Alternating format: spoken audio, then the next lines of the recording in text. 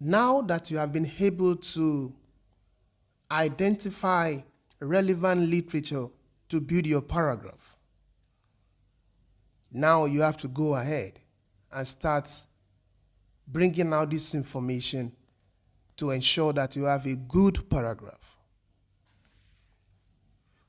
So, like I mentioned, the power message is the most important message for your paragraph or in your paragraph. And other statements should support, guide, promote, justify, complement the power message. So you have to decide how many lines do you want to have per paragraph? How many lines do you intend to have per paragraph? This is very important. If you have 2 paragraphs per page, how long do you want the page to be? How do you intend to manage your paragraphs? How many lines do you want to have per paragraphs? If you intend to have 10 lines per paragraph, you have to maintain uniformity. By this I mean your paragraph 1 cannot be 10 lines and paragraph 2 is 3 or 4 lines or 5 lines. So if your paragraph 1 is 10 lines, at most, your paragraph 2 should be 9 lines or 10 lines. So it must be uniform. Some people have huge paragraphs of 20 lines and they have another paragraph of 5 lines. It is not uniform. So it doesn't make you a smart writer, and it makes it difficult for people to read, especially the reviewers. Huge paragraphs can make you repeat words that are not necessary, can make you unnecessarily repetitive.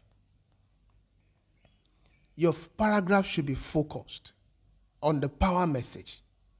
And now, how many statements do you intend to make to support the power message? You have those statements already in the paper that you have selected. It's now for you to pick those information to support your power message. So ensure that it is uniform. Uniformity of paragraphs are very important, or is very important, pardon me. And sometimes too, the uniformity of your sentences. People write, let's say, a sentence of, say, 15 words. And the following sentence is 6 words. It's not correct. It's not the best. If you are maintaining 15 words, you have to ensure that it's uniform. If you are doing 12 words, you have to ensure that it's uniform.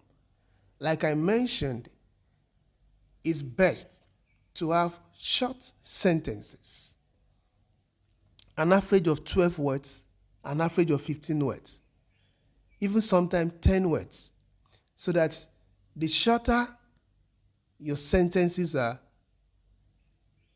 the lesser you are prone to make mistakes or to making mistakes. You have to understand that. And it's easier for people to read and to connect. Because if they read your first sentence, first line, second line, third line, by the time they are getting to your 5th line, they forgot what they read in first line. So they have to go back again. And that makes it difficult for your story to come out meaningfully well, and also for people to really follow what you are doing. So they just make your paragraph unfocused. And when what you write is unfocused, indirectly they are saying you are not focused or you don't know what you are about. So determine the number of words you want to have per sentences and determine the numbers of sentences you want to have per paragraph. So, and that should be uniform all through. So it makes you smart. So you can't just put information that are not necessary in your paragraph, because now you have the number of sentences you are writing. Those sentences are amplifying your power message. And those sentences are very important. So you can't just put anything in there, because you have to be selective and use the right words and concepts when you present that. When you are putting all of this together, put at the back of your mind simplicity. It has to be simple. Like they say, simplicity is the greatest sophistication. I mentioned clarity earlier. Simplicity is like a Siamese twins of clarity. It has to be simple. Remember that whatsoever you are writing is not to impress people. What you are doing is you are communicating important message. Then it's not a function of the big grammar or the jargons you use.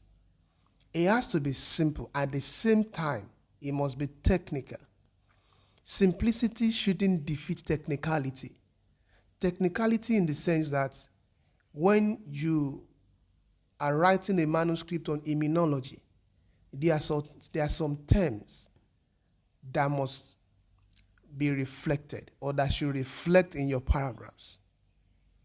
When you are writing a manuscript in the research area of malaria, there are some terms that should show. That is technicality.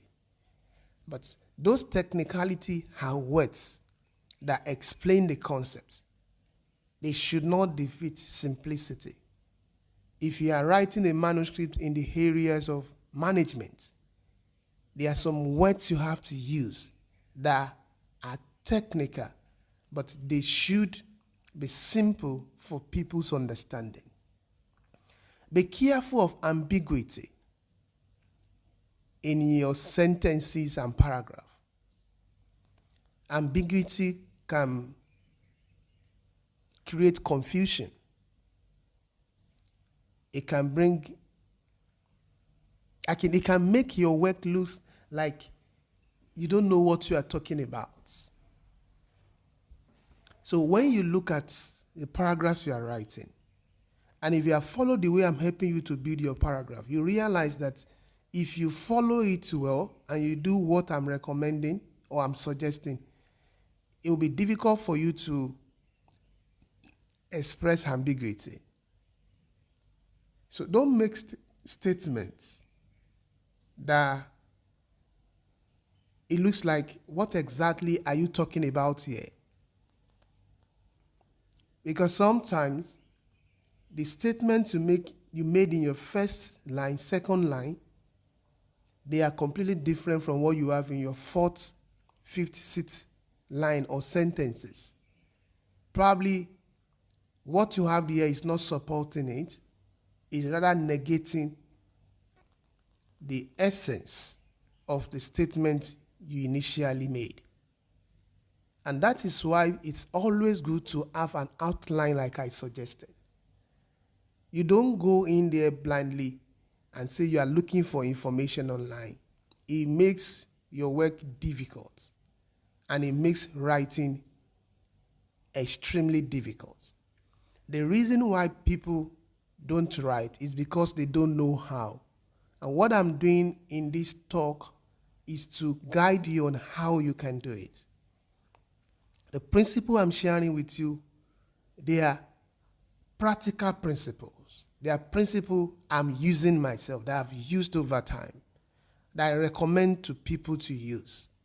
It's easier, it's less stressful if you have an outline of what you intend to write. Be careful of statements that will be controversial, because whosoever is going to pick it up, they will do it objectively. It means you have to be objective. If you have conducted a study, be careful of the kinds of words you use. You can't use words that are abusive. You can't use some words that does not properly define gender equality or inequality or sex, except if the study has something to do with that. You can't be abusive. Then you can't approach your study with condemnation. You can't condemn people's culture. You can't condemn their idea. What you do is, even if it's an idea that you don't agree with, in presentation, as long as you think this is relevant for your study, in presentation, you must be objective. There are studies people have done on Africa, African culture, African realities, African philosophies and psychology, that when they present it, you discover that the story they told is just a single story. So it means the stories were not balanced. Some stories could sound so controversial. So the moment you are writing about an area, you must be sure you have knowledge in that area. And how do you get knowledge? Go and write papers and write information. There are situations when you might need to conduct like an interview, like a survey. I'm using Google Forms to ask people what they think about that area if you are not too sure. Before you know, people will hear their opinions, and it's going to guide your approach to whatsoever you are writing. You can't be controversial. The reason why you can't be controversial is it affects the rationale of research excellence. And number two, you don't know who will come across your article to read. And if it's for evaluation, do you know who is going to review it? You have to be careful in approach. People are not meant to be sentimental. But I still need to let you know that there are still traces of sentiments in research. And this has to do with cultural beliefs, cultural understanding, and other factors that might be difficult to discuss. Interpretation is key. So when you pick these papers, ensure that the papers are interpreted the way it should be interpreted. And you need to understand that some people don't know how to interpret information. They just pick the information, and in their mind, it looks like, yes, we know how it should be. And they use their sentiment to interpret the paper. When you pick a paper relevant for your study, you are not sentimental. What you are doing is you are looking out for the right information that can help the research community. And the advice I usually give in this context is you must have a clearer understanding of what the information is talking about. What does it mean? What is the information saying? Do you know what exactly the information is talking about? Because if you don't know, whatsoever you are going to say there might bias the reality of that information. And the moment people cannot trust your judgment in that respect, so at the end of the day, people will not be able to flow with your concepts. And they will see your paper as something that is just trying to create more confusion and conflict in research. That's why usually when you are publishing a paper, one of the key questions they ask is conflict of interest. Usually we declare no conflict of interest, but people can pick conflict of interest when they read your manuscript. And that is why you have to be smart and know how to deal with this. It's not everyone that might know how to deal with it. It takes sometimes a lot of reasoning, a lot of understanding, and a lot of consistency. Consistency in the sense that you know what you are talking about and you have taken your time to think through the statement so that if they pick the statement, they know exactly what you are saying and they can't misinterpret you. What does it mean? What does it not mean? What do you think it should mean? What should it mean? How will it change in the future? What will it make it change? These are things that help you understand the statement very well.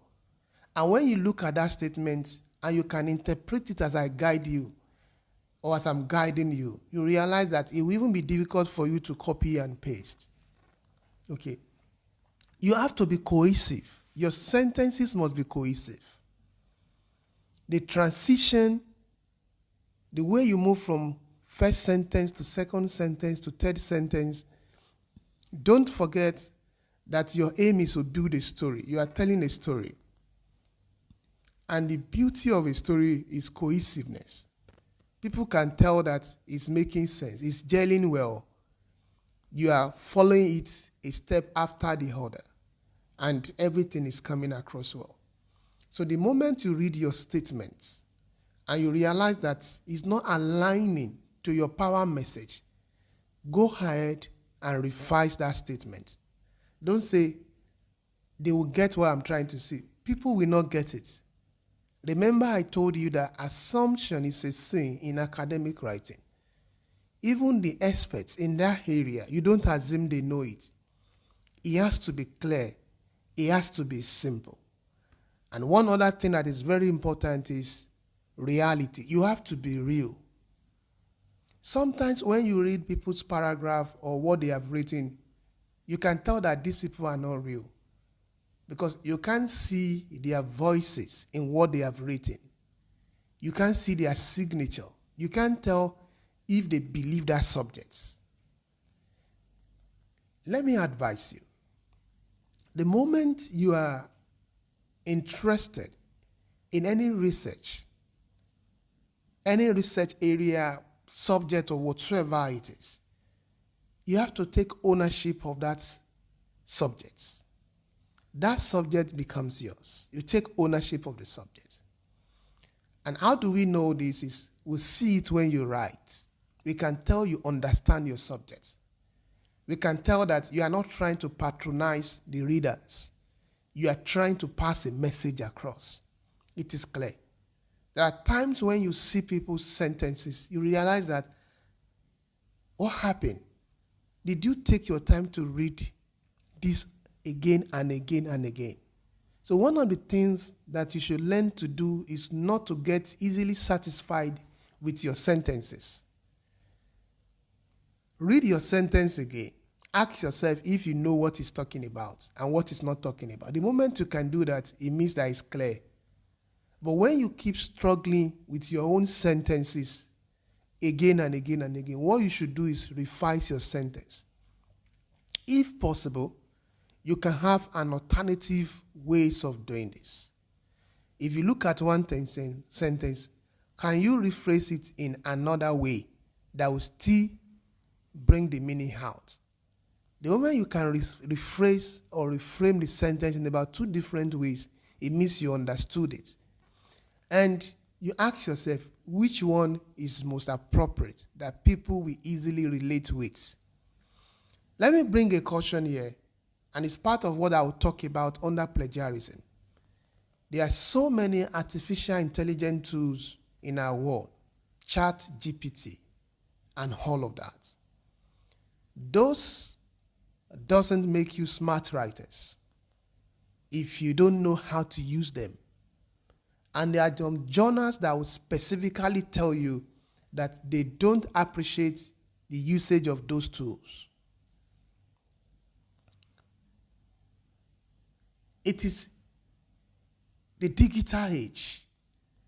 But sometimes what we have done is to allow these tools to limit our ability to think.